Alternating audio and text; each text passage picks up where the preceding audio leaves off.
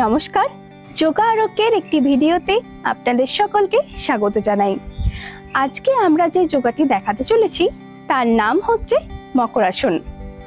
আসুন দেখে নিই আমাদের এই মকরাসনের উপকারিতা।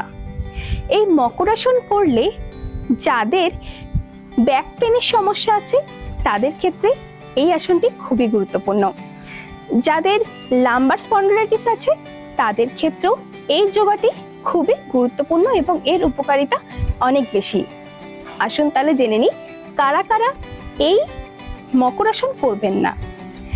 যাদের হার্টের সমস্যা আছে বা হার্টের কোনো অপারেশন হয়েছে তাদের ক্ষেত্রে এই মকরাসন না করাই শ্রেয়।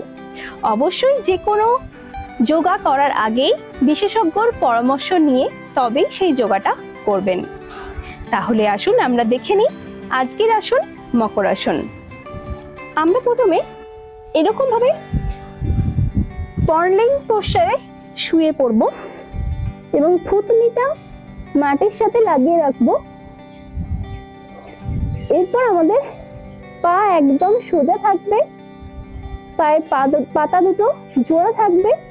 এরপর আস্তে আস্তে আমাদের হাতটাকে এভাবে পিছনে নিয়ে গিয়ে নমস্কারের ভঙ্গিতে আমরা এইভাবে হাত দুটোকে ছেড়ে রাখবো নমস্কারের ভঙ্গিতে।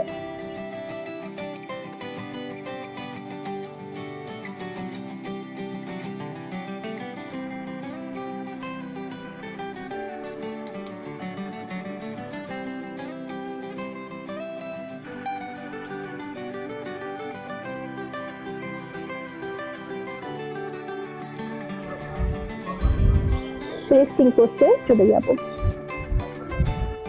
এটা মকরাসন, আমরা বলতে পারি এটাকে রেস্টিং পশ্চার। তাহলে আজ এই পর্যন্তই। পরবর্তী ভিডিও নিয়ে আমরা আবার ফিরে আসছি। ততক্ষণে আপনারা চ্যানেলটিকে লাইক করুন এবং সাবস্ক্রাইব করে আমাদের সঙ্গে থাকুন। নমস্কার।